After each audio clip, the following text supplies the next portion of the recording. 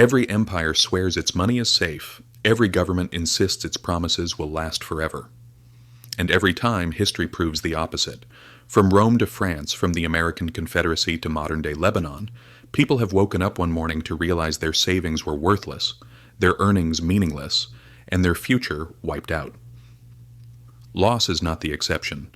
Collapse is the rule. The real question isn't whether financial systems fail. They always do. The real question is, how do you protect yourself when they do? The illusion of permanence is the most dangerous financial mistake. We look at bank accounts and national currencies and assume they're solid, unbreakable. But money isn't stone. It's trust. And trust can disappear overnight. That's why history is both brutal and useful. Every collapse leaves behind clues, patterns, and warnings about what actually protects wealth and what turns to dust. And if you pay attention, you'll notice something important. The survivors weren't the ones who trusted the system the most. They were the ones who questioned it early. Look at the Byzantine Empire. Often seen as the continuation of Rome, it survived for nearly 1,000 years after the Western Empire fell. At the center of its economy was the gold solidus, a coin so reliable it was accepted across Europe, the Middle East, and Asia. For centuries it was the reserve currency of the medieval world. But here's the irony. The Byzantines knew exactly what had happened to the Roman denarius, which had been slowly debased until it became nearly worthless, and yet they made the same mistake. They began thinning the gold, mixing it with cheaper metals. At first no one noticed. Then confidence cracked. The coin that once held Mediterranean trade together became a political tool, and with it the empire's economic stability began to collapse. Who survived? Not the people who trusted state money blindly, but those who held real gold or land outside imperial control. The lesson is simple and uncomfortable. Governments don't resist the temptation to print money when pressure hits, and when they do, money loses value. When money loses value, real worth shifts to things that can't be printed: land, gold, goods, and real work. But not every collapse comes from currency manipulation. Some come from sudden shocks. In the 14th century, Europe was struck by the Black Death.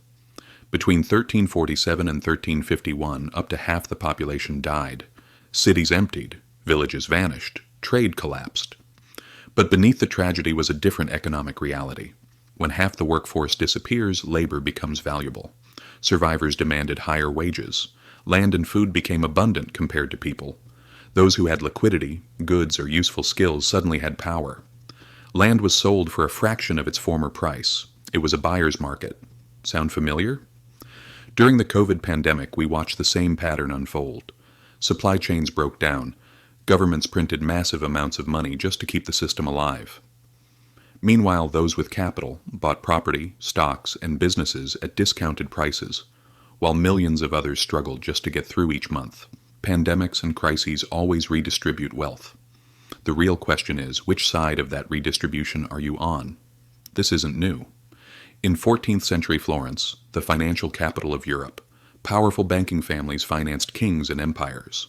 But when the King of England failed to repay his debts, the banks collapsed one by one. Savings vanished, trade froze, and the city fell into chaos. The lesson was harsh.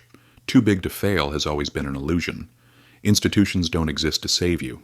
They exist to save themselves. And when they fall, they take everything around them down too. The same thing happened during the American Civil War.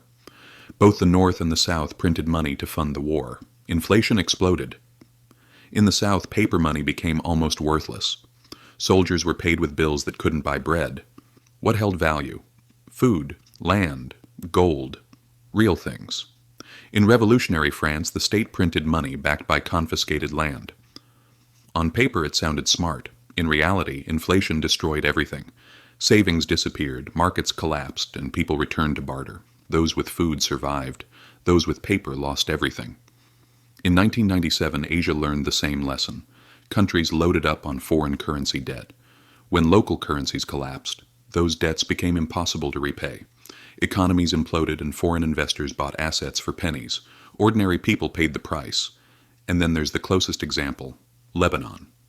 In 2019, banks simply shut their doors. Savings were frozen. The currency lost over 90% of its value. Doctors, engineers, retirees, ordinary people watch their lives vanish on a bank screen. Those who held real assets or money outside the system survived. The rest didn't. Every century delivers the same me. Every century delivers the same message. Money in the bank is a promise, not a guarantee. And promises get broken. History doesn't tell us to live in fear. It tells us not to be naive. It shows that survival doesn't belong to those who believe blindly, but to those who prepare. To those who understand that real value isn't paper, but the ability to produce, to build, to offer something people actually need. In every crisis, people who can grow food, repair, build, trade, they don't disappear. They become essential. And that's the core lesson. Real wealth isn't what you have in the bank, but what you can do and what you control yourself.